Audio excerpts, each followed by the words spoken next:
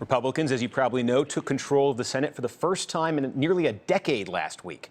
Senator Jim Inhofe, who's famously declared global warming a hoax, is now the new chairman of the Environment and Public Works Committee. John McCain is a champion of a very hawkish foreign policy. He's the new chairman of the Armed Services Committee. And this man right here, you're looking at right now, Richard Shelby of Alabama, is the new chairman of the Senate Banking Committee. And that means he's about to become a very busy chairman. The moment that Republicans won control of the Senate back in November, back then incoming Senate Majority Leader Mitch McConnell made it clear that one of his top priorities in this new Congress, the one that's meeting now, would be to dismantle one of the signature achievements of the Obama era. That's the Wall Street reform legislation passed in 2010 and known as Dodd-Frank. Republicans have never liked Dodd-Frank from the moment it passed. They've undertaken a strategy of trying to weaken it piece by piece. For example, at the end of last year, this is actually just a few weeks ago, they tried to slip something into a must-pass spending bill. That's a bill that had to pass right away to keep the government from shutting down. So they inserted something into that was aimed at weakening Dodd-Frank.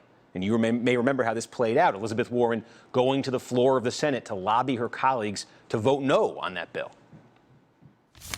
The House is about to vote on a budget deal, a deal negotiated behind closed doors that slips in a provision that would let derivatives traders on Wall Street gamble with taxpayer money and get bailed out by the government when their risky bets threaten to blow up our financial system. I urge my colleagues in the House, particularly my Democratic colleagues whose votes are essential to moving this package forward, to withhold support from it until this risky giveaway is removed from the legislation.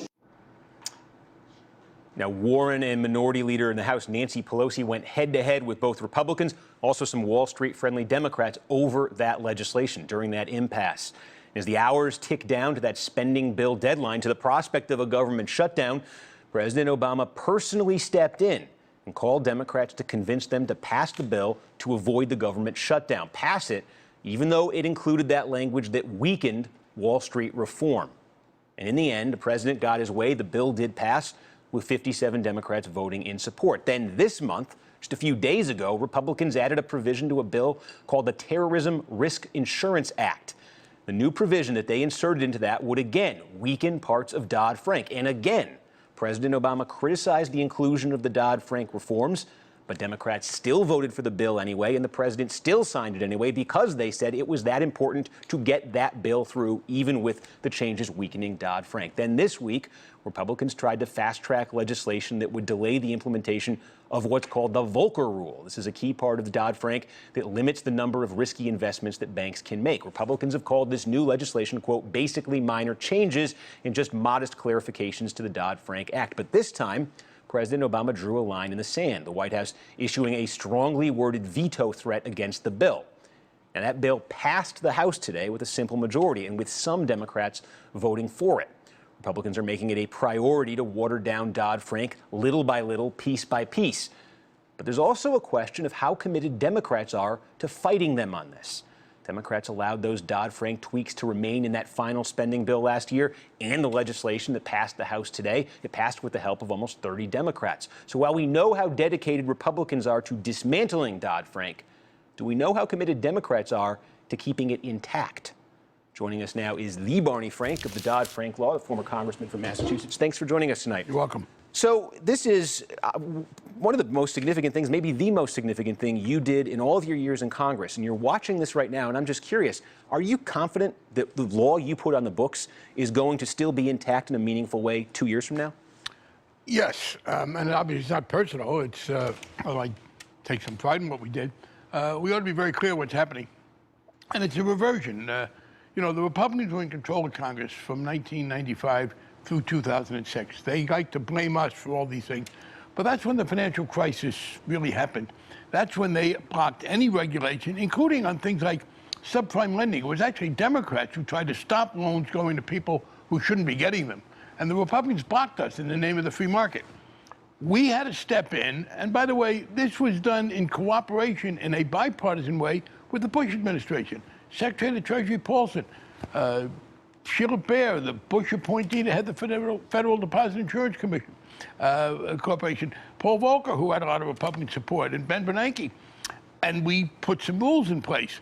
And I was disappointed that there was a kind of a complacency about this. And it is true, the first two bills were not central pieces of the legislation. This current one, putting off the Volcker rule, and even more than that, weakening the rules about derivatives. People should remember, it was AIG's heavy involvement in selling a form of derivatives and not having the money to back it up when they had to that was the precipitating cause of this crisis. And for people to understand this, AIG came to the federal government and said, we're 85 billion short. And a week later they said, oh, sorry, 170 billion short. What we did was to make that very, very much less likely to happen. So I was discouraged, but too long an answer, I apologize, but here's the point. I think they have done us a favor, the Republicans, by trying to piling on so much.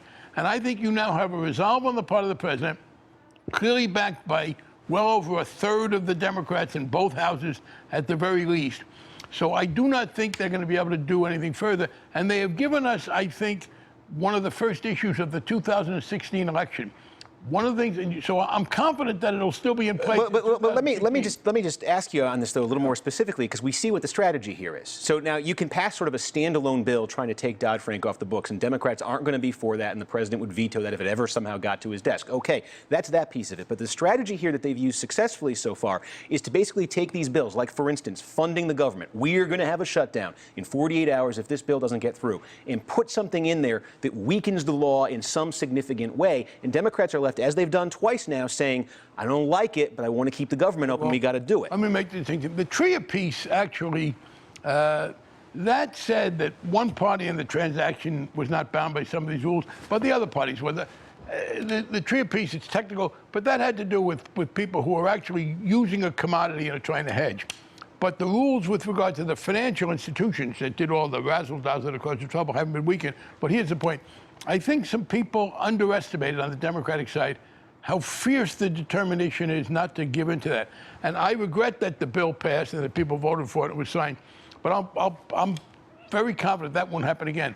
And the next time they try to take a must-pass bill and use it as a cover for putting us back into this unregulated form, it will be vetoed and the veto will be sustained, because I think what the president understands, and that's what I said about 2016, this is being set up, and I think it is now clear, one of the central issues in the 2016 campaign, both for the presidency and Congress, will be, do we keep tough financial reform, or do we in effect repeal it and go back to the situation that brought us the crisis? Okay, well, as we say, this looks like it's the strategy Republicans have right now. We will see the next time that's put to the test how Democrats and the president respond. Congressman Barney Frank, thanks for joining us tonight. Really appreciate that. Next, in an important way humans can help endangered wildlife in a time of crisis. Anyone offended by off-the-chart cuteness, consider this a heads up.